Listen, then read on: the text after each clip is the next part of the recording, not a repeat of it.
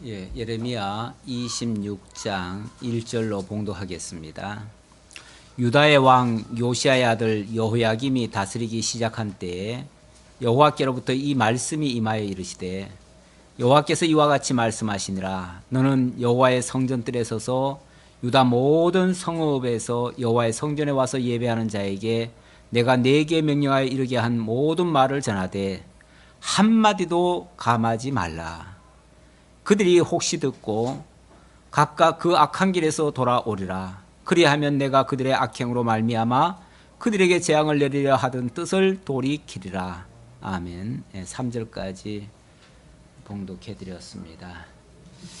25장부터가 백성에 대한 징계 내용인데요. 지난주 25장에서는 총괄적으로 어떻게 백성들에게 하시는 말씀인가를 살펴봤고요. 이제 구체적으로 26장부터는 구체적으로 백성들이 무슨 죄를 지었길래 하나님께서 징계하시는가를 증거하는 내용인데요. 자, 오늘 본문 말씀 봅시다. 유다의 왕 요시야의 아들 여호야김이 다스리기 시작한 때라고 했습니다. 시기적으로 말하면 여호야김 시대라고 합니다. 여호야김은 여호아하스, 그러니까 요시야가 죽고 난 다음에 네 아들 중에서요 두 번째, 그러니까 처음에는 여호아하스가 왕을 했고요, 얼마 안 돼 가지고 애굽에 의해서 폐위가 됐죠. 그리고 여호야김이 등장을 했는데 그때로 다시 돌아갑니다. 그러니까 지난번에 한참 그 이후 시드기야까지 이야기해놓고 다시 거슬러 올라간 얘기예요. 그러니까 이제 시점이 중요한 게 아니라 지금 누구한테 이야기를 했느냐, 이게 이제 중요한데, 먼저는 지도자들한테 얘기를 했기 때문에 지도자들한테 얘기한 것이 시드기야까지 다 얘기를 해놓고 그 다음에 백성들한테 얘기할 때는 또 거슬러 올라가서 다시 또 얘기를 하는 거예요. 그러니까 언뜻 보면은 했던 말을 또 하는 것 같고 또 하는 것 같아요. 그런데 그 대상이 누구냐에 따라서 이렇게 조금 달리 또 설명을 한다. 그리고 구체적으로 대상이 다르다 보니까 당연히 그들의 범죄한 내용도 조금 달라질 수 있다. 근데 오늘의 내용은 거역한 죄에 대해서 하는 말씀이다. 백성들한테 하고 대상은 백성들이고 죄목은 거역죄다. 그런 의미입니다. 거역죄란 말은 한마디로 하나님 말씀 안 들었다, 그 소리죠. 하나님은 끊임없이 선지자들을 통해서 증거를 하는데 백성들이 귀를 막고 안 들어요. 근데 안 듣는데 왜 또 전하라고 하시는가? 하나님께서는 전에 그 에스겔 선지자를 통해서 그런 말씀하신 적이 있어요. 이 백성이 듣든지 아니 듣든지 너는 가서 전해라 그래요. 그래서 만약에 그들이 마땅히 들어야 되는데 안 들으면 거기에 대해서 하나님이 심판을 하겠다. 하지만 만약에 그들이 꼭 들어야 될 사람인데 만약에 네가 안 전해가지고 그들이 못 들었다면은 그 핏값을, 물론 그들이 심판을 받을 거예요. 받을 거지만은 그 핏값을 너희에게서 찾겠다, 그런 말을 하셔요. 그러니까 안전한 자도 사실은 책임이 큰 거예요. 그렇죠? 예. 그러니까 마땅히 전해야 되고, 전했는데 안 들으면 그 다음에는 내 책임이 아니에요. 전한 사람 책임이 아니에요. 전한 사람은 일단 전하는 걸로 자기 사명은 끝이 나고, 그 다음에 안 들은 거에 대해서는 안 들은 자에게 하나님이 책임을 묻겠다 그러시는 거예요. 그러니까 전하는 자는요, 상대방이 듣든지 아니 듣든지 무조건 전해야 돼요. 우리가 복음을 가끔 이렇게 전하다 보면 참 안 들어요. 너무 안 들어요. 안 들어도 어쩜 그렇게 안 들어요.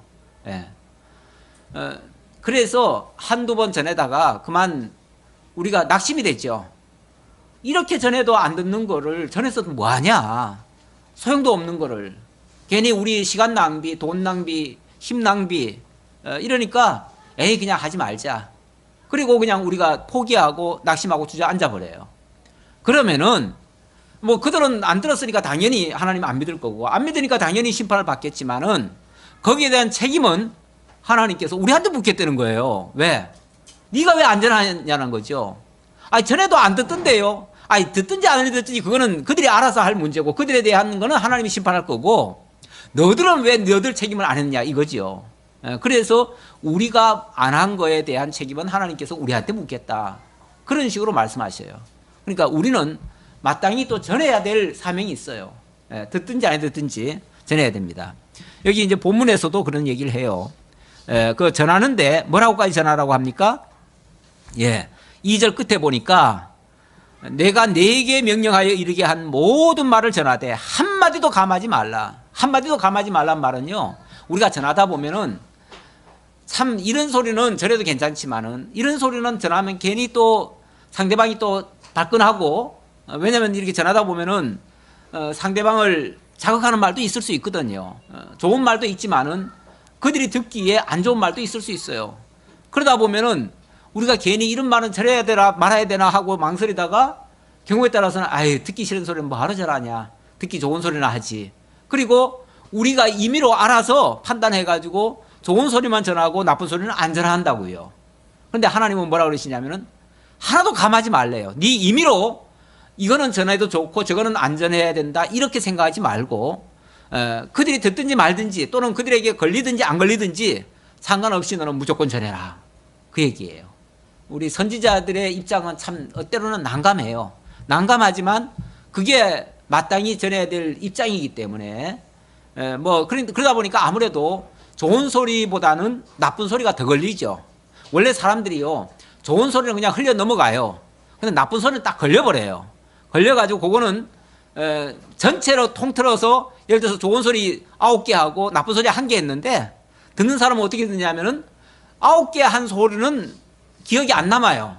안 남고 한 번 잘못한 소리, 그 소리는 두고두고 남아가지고 저놈이 우리한테 욕했다고, 저런 놈이 세상에 어디 있냐고 그러면서 이제 막 하지요. 우리도 가끔 교회에서 말씀을 이렇게 전하다 보면 정말 은혜로운 하나님의 말씀은 참 한 귀로 들어왔다가 한 귀로 쏙쏙 잘 나가요.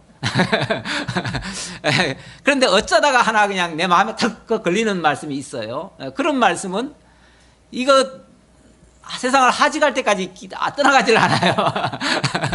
그래가지고 죽기 전에 마지막으로 내가 이렇게 서소변선을 그런 소리 또 할 때가 있어요.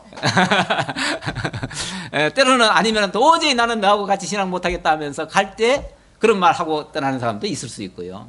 그래가지고 참 안 좋은 소리는 길이길이 기억에 남는 경우가 남는데, 사실 하나님의 말씀이라고 생각한다면 좋든 싫든 그거를 누가 내게 했다라고 생각하지 말고 하나님이 지금 내게 말씀하셨다라고 생각하고, 하나님 앞에 사실은 그게 부끄러운 일이라면 하나님 앞에 회개할 문제죠. 그 말한 전한 사람 탓할 게 아니라, 전한 사람은 어찌 보면 심부름한 거예요. 심부름한 거지 뭐 자기 말 전했습니까? 심부름한 거지. 심부름했으니까 그 소리가 듣든지 뭐 좋든지 싫든지 그냥 하나님 앞에 회개할 부분이에요.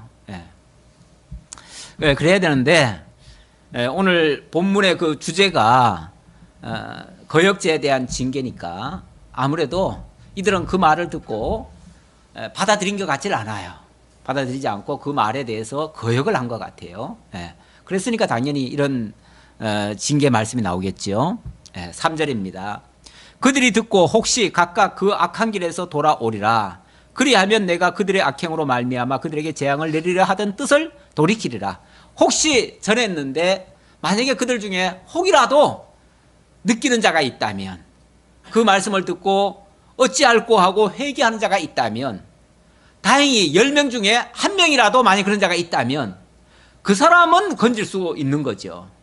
원래 복음을 전하면요, 다 회개하고 다 어찌할꼬 하면 좋겠지만은 그런 법은 없습니다. 그런 법은 없고, 아마 확률로 따지면은 10명 들으면은 9명은 안 들을 거고요, 1명이 들을 가능성이 많아요.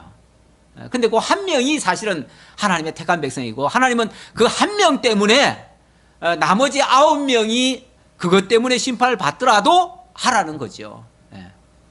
하나님의 의도는 그 한 사람을 위해서지 나머지 9을 위해서는 아니에요.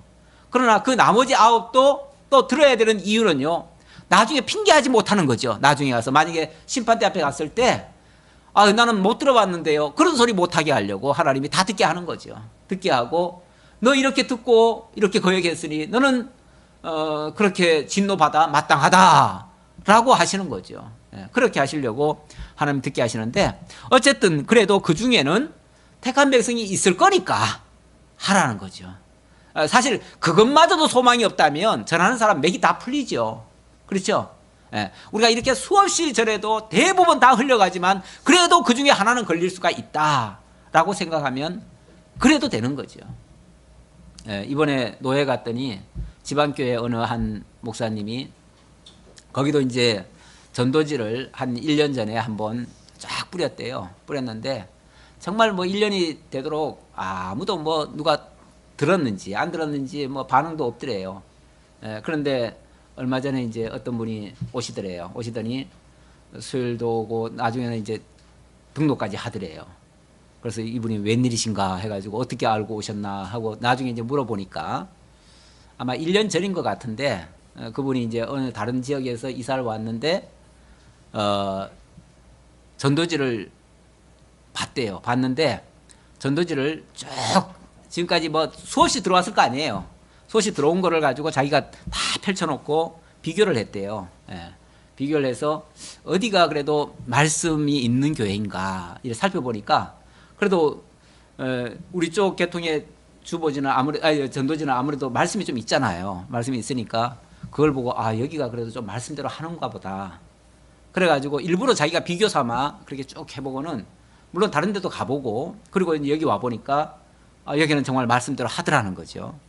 그래서 한 번, 두 번 들어보고 한 달, 두 달 들어보다가 이제 결국은 이제 등록을 해놓으라고 하시던 거죠. 물론 대부분의 우리가 전도지를 뿌려보면은 뭐 보통 한 번 인쇄하면은 그게 뭐 몇천 장이 됩니다. 몇천 장이 되는데 그 몇천 장을 뿌려가지고 그거를 보고 오는 사람은 한두 사람이 있을까 말까. 그것도 있으면 정말 다행이죠. 근데 사실은 잘 없지요. 우리도 전도지로는 처음으로 전도지 보고 왔다는 사람이 우리가 이제 처음에 여기 교회 이쪽으로 옮긴 다음에 그때 두 분이 이제 사실은 보셨던 거죠. 보시고 그리고 이제 오신 분이 이제 두 분이 있죠. 두 가정이 있죠. 두 가정이 있고 어쨌든 우리도 전혀 그런 일이 없었다고 할 수는 없어요. 없는데 그 뒤에 우리도 이제 수없이 또 이렇게 몇 번을 또 해봤죠. 수업까지는 아니고요. 몇 번은 해봤지만은 몇 번은 해봤는데 사실은 그래도 거의 반응이 없었습니다. 이제 갈수록 더 강팍한 시대입니다. 이제는요 전도지를 딱 한 손으로 받고 한 손으로 그냥 옆으로 버리는 시대예요. 그러니까 옛날처럼 전도지 받고 이렇게 생각하는 사람 그런데 또 간혹은 있을 수 있어요. 간혹은 간혹은 왜냐하면 그래도 말씀을 사모하는 사람이 가끔은 있거든요. 그런 사람들은 전도지를 그냥 버리는 게 아니에요. 그냥 버리지 않고 최소한 집에까지는 가져가고 당장은 안 보지만은 또 생각날 때 한번 꺼내 보기도 하고 뭔가 조금 특색이 있거나 뭐가 하면은 그때라도 한번 확인을 해보기도 하고 이런 경우가 있을 수 있는 거죠. 그래서 우리는 뭐 그거를 전혀 소망이 없다 그러면은 우리가 낙심돼서 못할 거니까 하나님께서 어쩌다가 한 번이라도 자관 듣는 자가 있고 그래도 보는 자가 있게끔 하시려고 하신다는 그거를 우리에게 소망으로 주셔가지고 하게 하시는 거죠. 그래서 우리는 낙심하지 말고 결과에 연연하지 말고 일단은 전해야 되는 것이 우리의 사명이라고 보여집니다. 자, 4절입니다. 4절 계속해서 너는 그들에게 이와 같이 이르라. 여호와의 말씀에 너희가 나를 순종하지 아니하며 내가 너희 앞에 둔 내 율법을 행하지 아니하며 내가 너희에게 나의 종 선지자들을 꾸준히 보내 그들의 말을 순종하라고 하였으나 너희는 순종하지 아니하였느니라. 하나님께서 이제 꼭 집어서 얘기하는 거죠. 너희들이 왜 하나님의 진노를 받아야 되는지 아니? 너희들이 이렇게 선지자를 통해서 전했는데 너희들 안 들었어. 이제 그 얘기죠.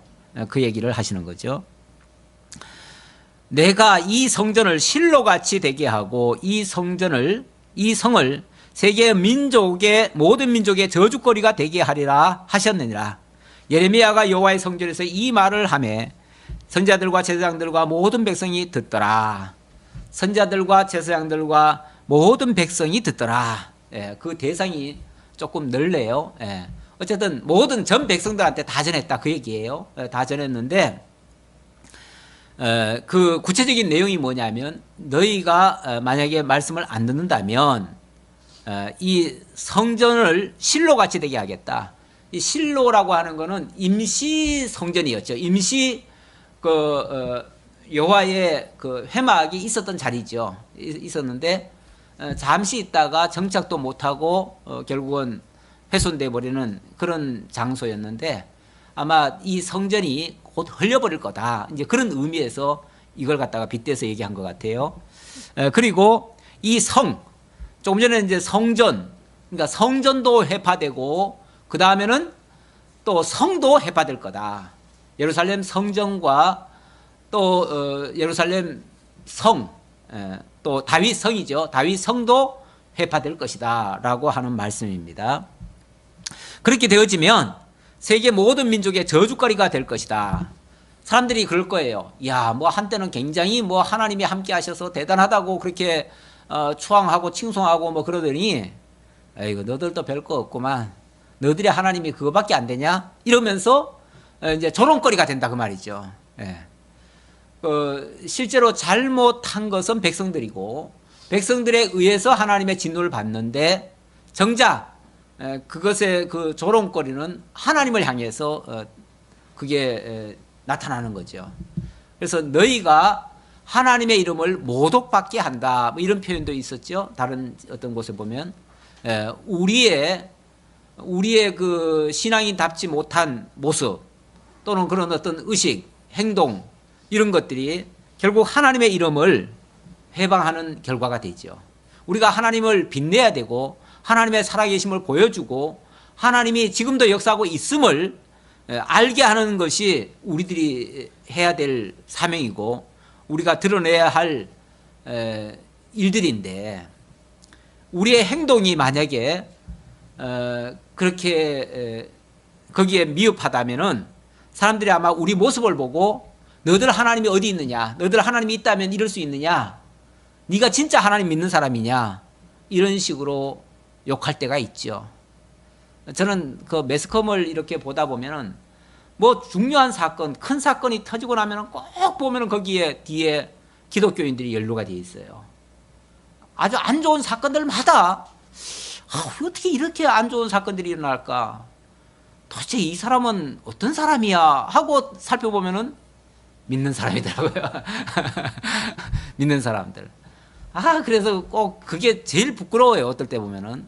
정말 창피해서 예수 믿으면 이렇게 정말 정직하고 깨끗하고 또 정말 참 바르게 살게 됩니다. 거룩해집니다. 이 말 하기가 겁이 나요. 오히려 역으로 거꾸로 예수 믿는 사람들이 더 부정한 일에 많이 끼어 있고 더 아주 안 좋은 일에 그냥 다 연루돼 있으니까 아마 여러분들도 주의 깊게 보면 그렇게 보일 거예요. 참 결국은 여호와의 이름을 조롱하게 만드는 거죠. 모든 민족의 저주거리가 되게 한다 그랬는데 결국 너희의 그 행동 때문에 하나님의 성이 해파되고 하나님의 성전이 해파되어지니까 그것 때문에 조롱받을 거 아니냐, 너희 하나님이 결국 조롱받는 거 아니냐 이런 식이죠. 자, 8절로 11절까지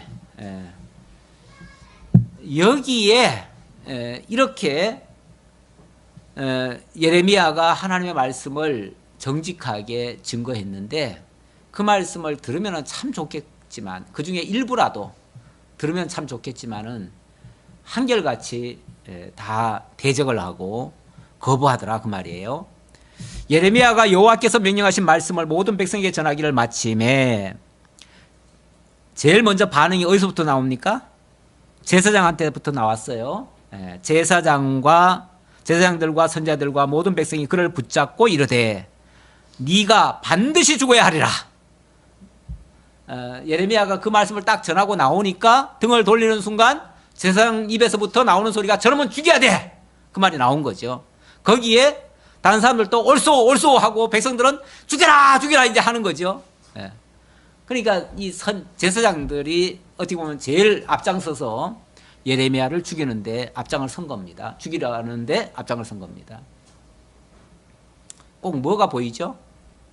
예수님 당시에 예수님이 정말 천국 복음을 전해주니까 제일 먼저 제사장이 대적을 하지요. 제사장이 잡아 가두고 이러면 죽일 자라고 사형 선고를 내리죠. 내리니까 거기에 의용 선지자들이나 거짓 선지자들이 합세를 하고 거기에 백성들이 뭣도 모르고 참가해가지고 막 밀란을 일으킬 듯이 죽여라 죽여라 하고 막 소리를 지르죠. 그 소리를 듣고 결국은 로마 법정에서 최종 십자가형을 내리게 되죠. 이런 이제 절차를 밟는 거예요. 그런 과정처럼 되더라는 거죠. 네가 반드시 죽어야 하리라. 이게 제사장의 입에서부터 시작해가지고 모든 백성들이 동참을 하더라는 거죠. 왜 죽어야 되냐 하면 죽어야 되는 이유는 이것 때문이에요.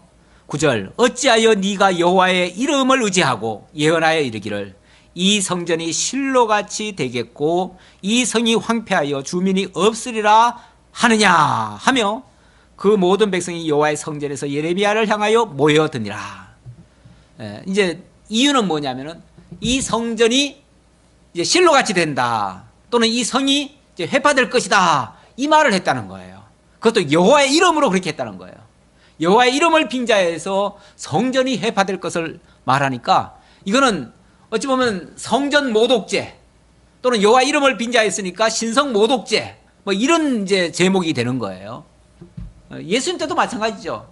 예수님이 뭐 때문에 사형 선고를 받았습니까? 뭐 때문에 제사장에게 붙잡혔습니까? 네. 너희가 이 성전을 헐라. 처음에는 제자들도 성전이 너무 화려하고 아름답고 멋있어가지고 막 감탄을 했죠.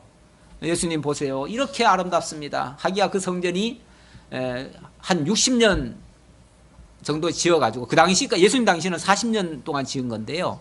거의 황금으로 지었습니다. 요즘도 보면은 이 이슬람권에 있는 그 사원들 보면요. 뭐 대부분 내부가 전부 다 황금으로 되어 있습니다. 황금으로 다 해놨어요. 그 정말 나라는 못 사는데요. 어쩌면 그렇게 황금을 갖다 그런 데다 다 갖다 처발라놨는지 몰라요. 어쨌든 그런 식으로 아름답게 멋있게 지어놨는데 예수님 표현에 의하면 돌 위에 돌 하나도 남김없이 다 허물어지리라. 그리고 너희가 이 성전을 헐라. 내가 3일 만에 일으켜주겠다. 다시 세우겠다. 이런 식으로 말씀하니까 완전히 그냥 신성 모독이 되는 거죠. 여호와의 성전을 훼손하는 말이 되는 거죠. 그래서 죽이라고 했던 겁니다. 10절입니다. 유다의 고관들이 이 말을 듣고 왕궁에서 성전으로 올라가 여호와의 성전의 대문의 입구에 앉음에 제사장들과 선지자들이 고관들과 그 모든 백성에게 말하여 이르되 이 사람은 죽는 것이 합당하니 너희 귀로 들은 같이 이 성에 관하여 예언하였습니다. 처음에는 종교 지도자들이 죽이라고 했는데 이제 정치 지도자들까지 가세를 한 거예요. 그래가지고 이 사람이 죽는 것은 마땅하다. 그 예수님 당시도 원래는 종교 지도자들부터 먼저 죽이라고 덤벼가지고 결국은 로마의 정치 지도자들이 죽음에 내어 맡긴 거죠. 예레미야가 모든 고관과 백성에게 말하여 이르되 여호와께서 나를 보내사 너희가 들은 바 모든 말로 이 성전과 이 성을 향하여 예언하게 하셨느니라. 그런즉 너희는 너희 길과 행위를 고치고 너희 하나님 여호와의 목소리를 청종하라. 그리하면 여호와께서 너희에게 선언하신 재앙에 대하여 뜻을 돌이키시리라. 자, 이렇게 엄중한 말을 했으면은 이제 곧 죽인다는 거 아니에요. 네 그 말을 하니까 너는 마땅히 죽어야 된다. 이렇게 얘기를 했으니까 만약에 예레미야가 조금이라도 그건 뭐 내 뜻이 아니고 하나님이 시키니까 내가 어쩔 수 없이 전했습니다. 이 정도 얘기하거나 아니면 이렇게 하면 혹시 또 빠져나갈 구멍이 있을지 몰라요. 그런데 예레미야는 담대하게 얘기를 합니다. 여호와께서 나에게 보내가지고 이 바른 말로 이 모든 성전과 성을 향해서 예언하게 하셨으니 나는 다른 말을 할 수가 없다. 있는 그대로 나는 할 수밖에 없다. 그러니까 자기 말의 정당성을 계속 강조를 해버렸죠. 그러면서 이제 너희가 살 길은 너희가 회개하는 수밖에 없다. 너희가 이제 회개해라. 그 말이죠. 그러면 혹시 하나님께서 뜻을 돌이켜서 너희를 살려줄지 모른다. 그러니 지금이라도 회개해라. 이제 그런 뜻으로 말한 겁니다. 보라, 나는 너희 손에 있으니 너희 의견에 좋은 대로 옳은 대로 하려니와 너희는 분명히 알아라. 너희가 나를 죽이면 반드시 무죄한 피를 너희 몸과 이 성과 이 성 주민에게 돌리는 것이니라. 이는 여호와께서 진실로 나를 보내사 이 모든 말을 너희 귀에 말하게 하셨습니다. 좋다. 너희들이 뭐 굳이 죽이겠다면, 그게 옳다고 생각한다면 죽여라. 나는 어차피 뭐 하나님께서 이 말 전하라고 해서 나는 전하는 거지, 이 말하고 나는 살길 바라는 건 아니다. 하나님의 뜻 행한 후에 나는 뭐 죽으면 죽을 거니까 너희 좋은 대로 생각한 대로 해라.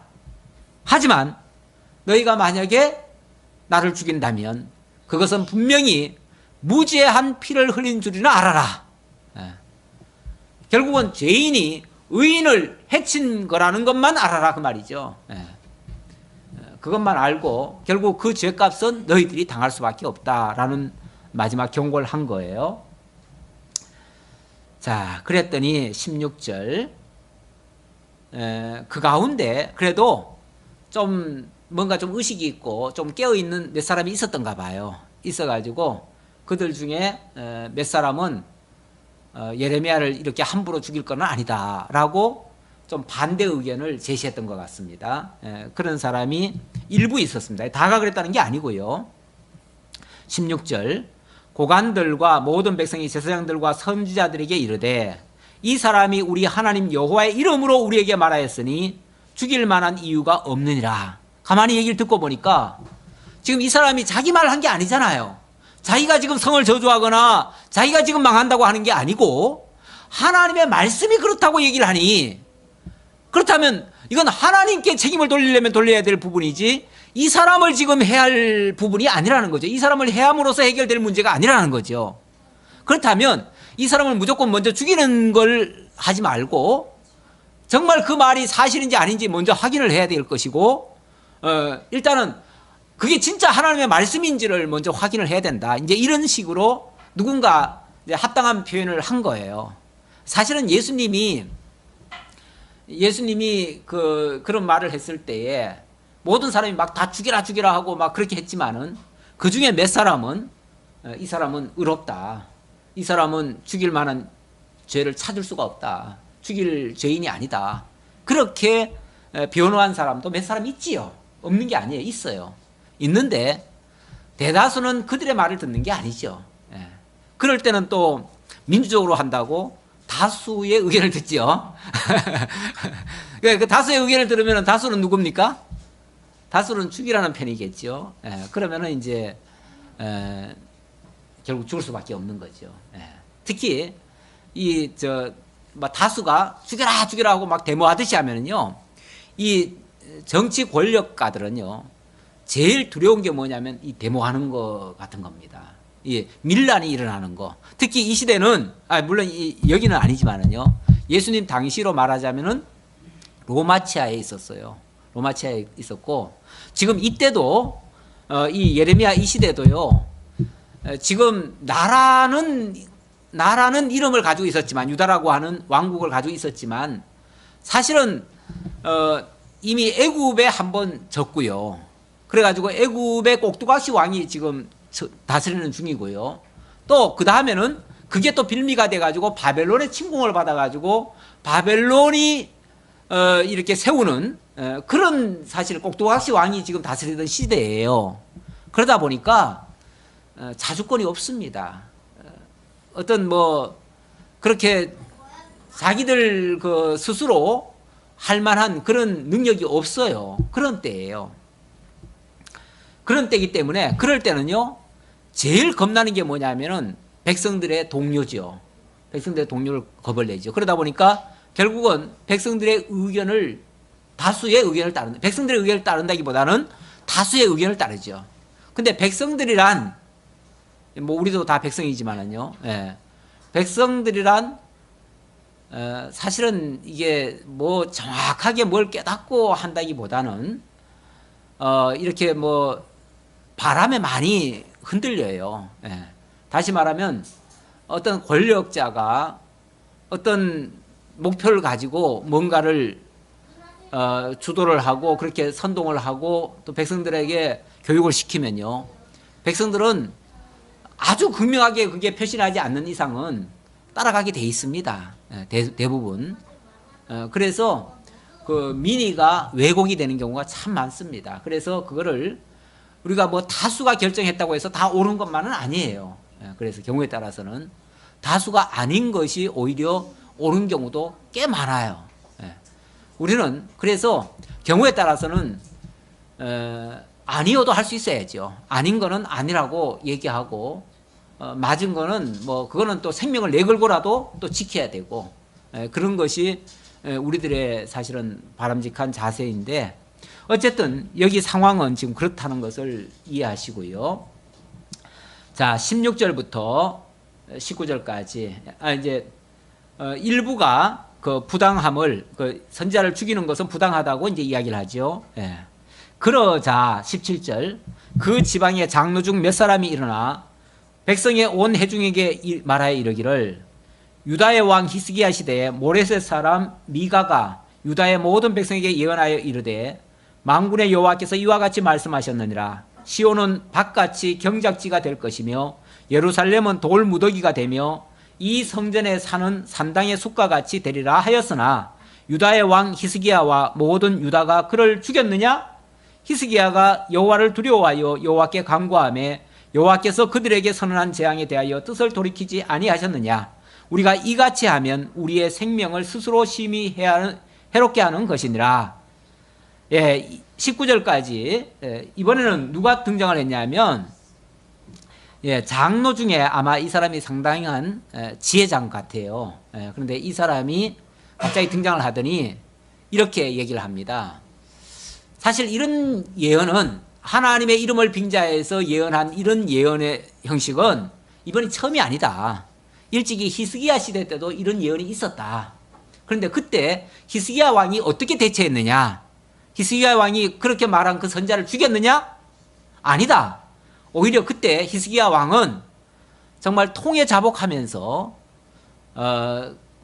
회개하고 그리고 하나님의 뜻을 순종하면서 오히려 그 위기를 모면한 적이 있었다. 그렇다면 이번에도 혹시 하나님이 그렇게 하실지 모르니 이번에도 우리가 회개하는 쪽으로 가야 되지 않겠느냐. 굉장히 좋은 말씀이죠. 이게 정답이죠. 누가 싫은 소리 한다고 해가지고 그걸 무조건 틀렸다라고 할 게 아니라 사실은 반대되는 의견이라고 해가지고 틀린 건 아니에요. 다만 그 상황에 맞느냐 안 맞느냐는 있을 수 있겠지만은 그렇다고 틀린 건 아니에요. 틀린 거 아니니까 그렇다면 그 말도 청종을 하고 먼저 우리가 해야 될 부분이 있는 거죠. 먼저 하나님 앞에 우리가 어떤 자세로 서야 되는지를 먼저 살펴야 되는 거죠. 그렇게 해서 만약에 우리가 진짜 하나님 앞에 잘못한 것이 있고 그렇다면 회개할 기회로 삼아야 되는 것이죠. 그런데 사람들은요 자기가 잘못해놓고도 자기를 합리화하기 위해서 그것을 정당화하고 계속 잘못된 길로 계속 가는 경우도 있어요. 올바로 말하는 사람은 죽여버리고 그런 경우도 종종 있죠. 그게 이제 결국은 만약에 그런 일이 있다면 그게 이제 망하는 꼴이죠. 망하는 꼴이죠.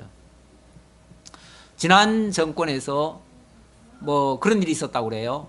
뭐를 막 있지도 않는 일을 막 만들어 가지고 그렇게 막 떠벌리니까 누가 그걸 고발했나 봐요. 고발하니까 그 위에 있는 사람이 막 그렇게 한 사람은 보호를 하고 쉽게 말하면 잘못을 저지른 사람은 보호를 하고 그것을 폭로한 사람은 추적을 해가지고 그 사람을 잡아넣었다 그래요.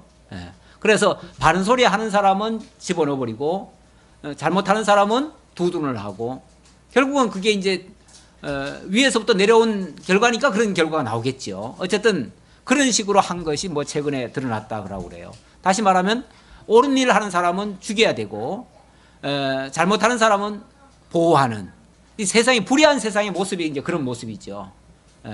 불의하다 정의롭다 하는 것은 바로 그런 차이가 있는데 어쨌든 그래도 그 중에 뭔가 의식 있는 한 사람이 이렇게 주장을 했습니다.